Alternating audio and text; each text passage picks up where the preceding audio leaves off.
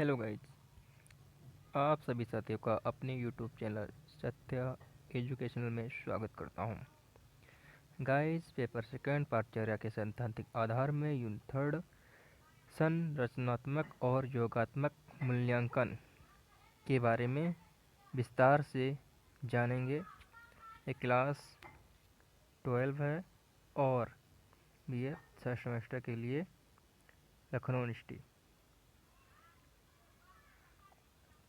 मूल्यांकन की विभिन्न रणनीतियों में कौन कौन सी रणनीतियाँ आई हैं जो मूल्यांकन की प्रक्रिया को प्रभावित करते हैं, इसके बारे में विस्तृत अध्ययन करेंगे। तो मूल्यांकन के माध्यम से किसी मापित मूल्य का आकलन कर उसकी उपयोगिता तथा मूल्यों का निर्धारण किया जाता है। बालकों के मूल्यांकन हेतु अनेक रणनीतियों का उपयोग किया जाता है, जिसके द्वारा उनके कई पक्षों का मूल्यांकन किया जाता है।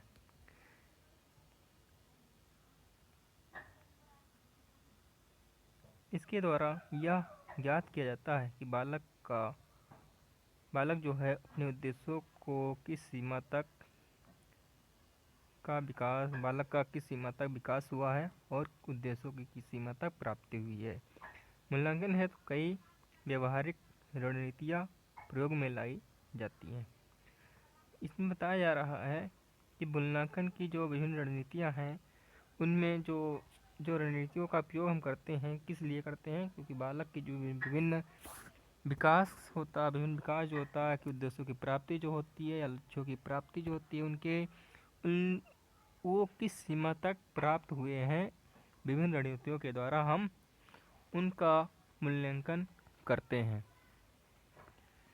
तो इसमें विभिन्न प्रकार की रणनीतियाँ आती हैं। तो आइए जानते हैं कि नंबर 1 पे आती है संरचनात्मक और योगात्मक मूल्यांकन। सेकंड आता है सेमेस्टर एवं तिमाही प्रणाली। थर्ड है सतत और व्यापक मूल्यांकन। फोर्थ है मापदंड संदर्भित मानक या आदर्श संदर्भित परीक्षण। पांचवा है संचयी ग्रेड बिंदु औसत। छठा है ग्रेड अंग औसत। इसमें हम दो बिंदुओं पर और चर्चा करेंगे। पहला पॉइंट ही है जो है संरचनात्मक और योगात्मक मूल्यांकन क्या है। तो जानते हैं संरचनात्मक मूल्यांकन क्या होता है, फॉर्मेटिव इवैल्यूएशन क्या है। तो इसमें हम यही है जो संरचनात्मक मूल्यांकन से तात्पर्य ऐसे शैक्षिक कार्यक्रम, शिक्षण विधि, पाठ्यवस्तु, शिक्षण सामग्री आदि से है जिनके आधार पर सुधार करना क्या है, संभव है। फॉर्मेटिव इवैल्यूएशन में ये बताया जा रहा है कि जो भी हमारा संरचनात्मक मूल्यांकन होता है, इसमें शैक्षिक कार्यक्रम हो या शिक्षण विधियाँ हो या पाठ्यवस्तु शिक्षण सामग्री हो, इनमें हम फॉर्मेटिव इवैल्यूएशन के द्वारा हम इसमें सुधार कर सकते हैं। उदाहरण एग्जाम्पल के तौर पर हम समझ सकते हैं इसको अच्छे से कि किसी कक्षा के लिए छात्रों के लिए किसी विषय का पाठ्यक्रम निर्माण करते समय उसके प्रारंभिक प्रारूप का मूल्यांकन इस दृष्टि से किया जाता है कि उसको अंतिम रूप देने से पूर्व इनमें वहित सुधार किया जा सके।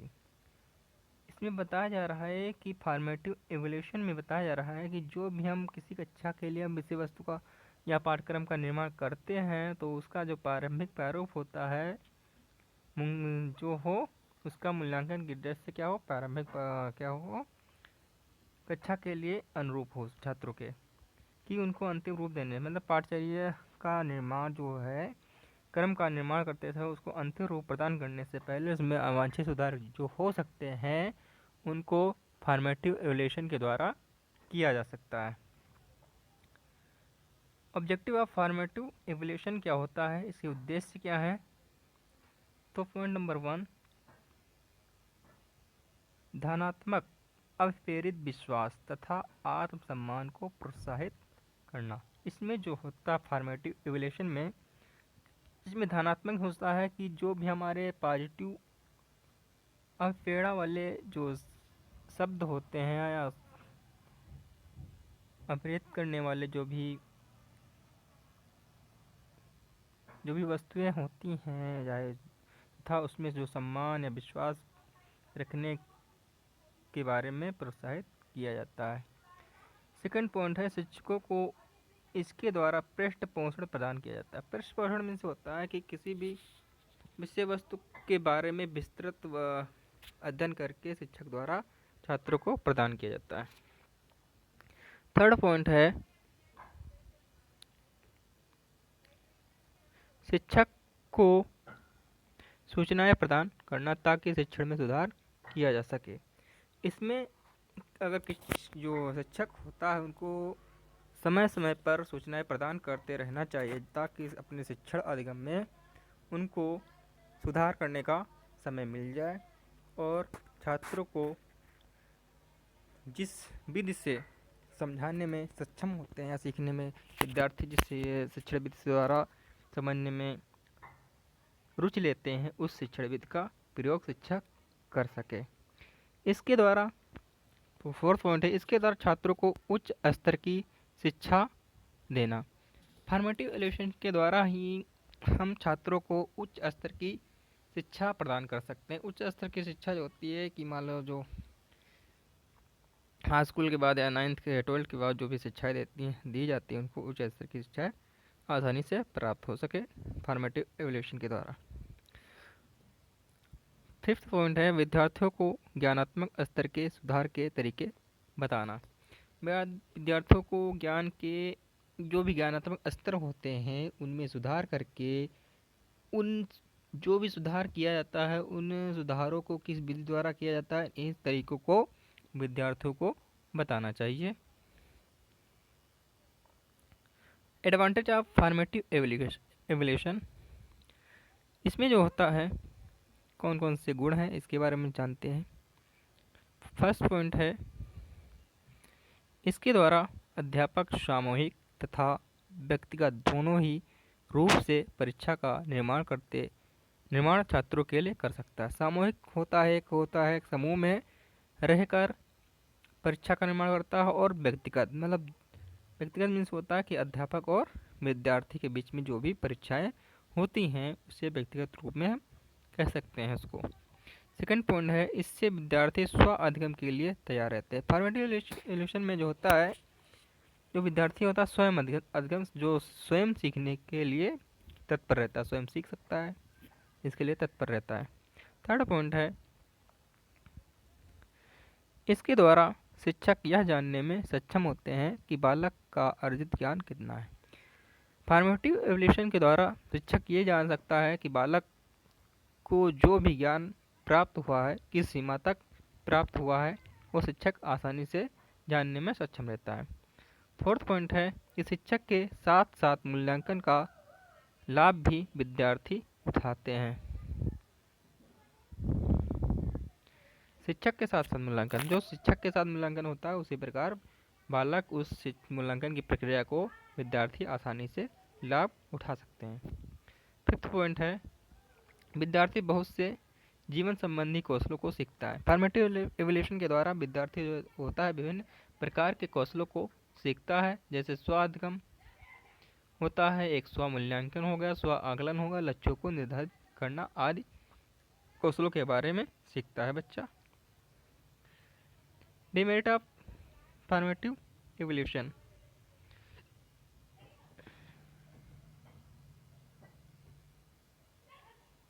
इसकी दोष क्या हैं। फर्स्ट पॉइंट है इसका क्षेत्र अत्यंत संकुचित होता है, मतलब संस्कृत में होता है एक सीमित होता है, एक व्यापक होता है। तो इसका क्षेत्र जो होता है एक सीमित क्षेत्र तक होता है। व्यक्तित्व के सभी पक्षों का मूल्यांकन नहीं किया जा सकता है। जब इसका क्षेत्र सीमित होगा तो इसके सभी व्यक्तित्व के सभी पक्षों का मूल्यांकन करना आसान नहीं होता है, ना ही इसका मूल्यांकन के द्वारा सभी पक्षों को मूल्यांकन किया जा सकता है। थर्ड पॉइंट है बालक की विचार शक्ति का मूल्यांकन करना सरल नहीं था। बालक के अंदर कौन कौन से विचार उत्पन्न हो रहे हैं उनका मूल्यांकन करना आसान नहीं होता, ना शिक्षक इसको आसानी से समझ पाता कि बालक क्या बोलने वाला है, क्या कहने वाला है।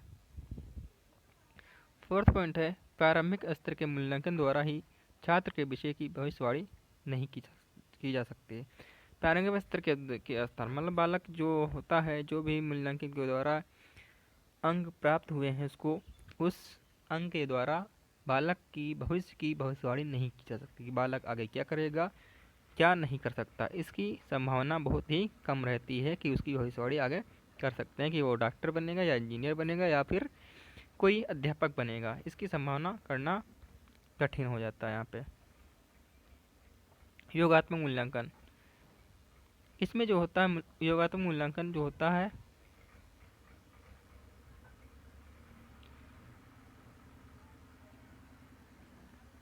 योगात्मक मूल्यांकन का अर्थ किसी पूर्व विकसित शैक्षिक कार्यक्रम, पाठ्यक्रम, शिक्षण विधि, शिक्षण सामग्री की उपयुक्तता की जांच करना होता है। इसमें योगात्मक मूल्यांकन में जो भी पहले से विकसित या जो भी पहले से शिक्षण प्रक्रिया चल रही है, जो भी पाठ्यक्रम चल रहा है, उसकी जांच करना क्या वो जो पिछले पाठ्यक्रम या शिक्षण विद्या या शिक्षण चल रही थी, क्या इस समय वर्तमान में उन पाठ्यक्रम शिक्षण विद्याओं की उपयुक्तता है या नहीं, उसकी जांच की जाती है इसमें।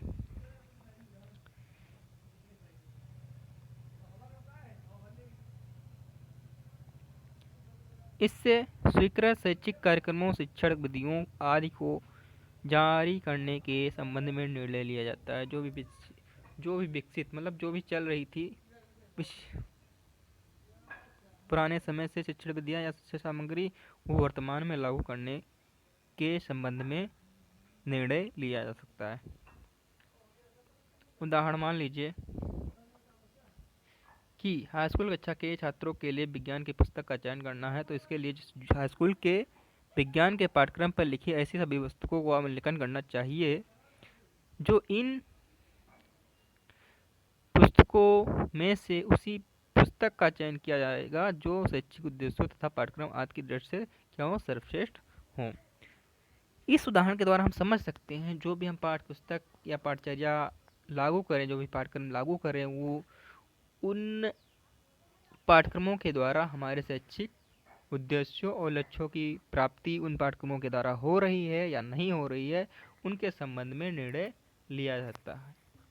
अगर वो हमारे उद्देश्यों और के लक्ष्यों को पूर्ति करने में सक्षम होते हैं तो उस पाठ्यक्रम को लागू करने का निर्णय लिया जाता है। योगात्मक मूल्यांकन के गुण क्या हैं? फर्स्ट पॉइंट है, इसका मुख्य उद्देश्य किसी पूर्व निश्चित शिक्षा नीति विधि की जांच करने के लिए करने उसके विषय में निर्णय लेना होता है। जो भी इसका मुख्य उद्देश्य क्या होता है योगात्मक मूल्यांकन का, कि जो भी पूर्व में जो पिछले साल जो चल रहा था, जो भी शिक्षा नीति चल रही थी, जो भी विधि की जांच करने के लिए, उससे भी क्या होता है विषय में निर्णय लिया जाता है। उसको दोबारा लागू कर सकते हैं या नहीं कर सकते, इस विषय में योगात्मक मूल्यांकन के द्वारा निर्णय लिया जा सकता है। सेकंड पॉइंट है, यह व्यापक मूल्यांकन प्रक्रिया है। इसमें जो होता है जो है व्यापक मीन्स होता है विकसित होने वाली मूल्यांकन प्रक्रिया है, जो जिसके संबंध में किसी शिक्षण विधि या सामग्री के विषय में निर्णय लिया जा सकता है। इसके द्वारा छात्रों के एक स्तर का मूल्यांकन भी किया जा सकता है। इसके द्वारा जो होता है किसी एक स्तर का मूल्यांकन किया जाता है।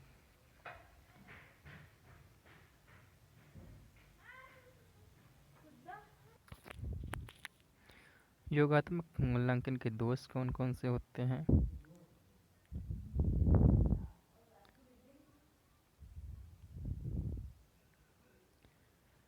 नंबर 1 पे आता है, इसमें धन अधिक व्यय होता है। योगात्मक मूल्यांकन जो होती है अधिक महंगी होती है और उसमें अधिक धन व्यय होता है। दूसरा पॉइंट है, यह मूल्यांकन प्रक्रिया प्राथमिक स्तर पर कम प्रभावशाली होती है। जो योगात्मक मूल्यांकन होता है वो प्राथमिक स्तर पर अधिक प्रभावशाली न होकर कम प्रभावशाली होती है। योगात्मक मूल्यांकन जो होता है उच्च स्तर की कक्षाओं में इसका प्रयोग अधिक प्रभावशाली होता है। प्राथमिक स्तर पर इसका प्रयोग जो होता है, प्रभावशीलता इसकी कम होती है। इसी प्रकार की वीडियो पाने के लिए चैनल को सब्सक्राइब कीजिए और लाइक करना ना भूलें। Thank you.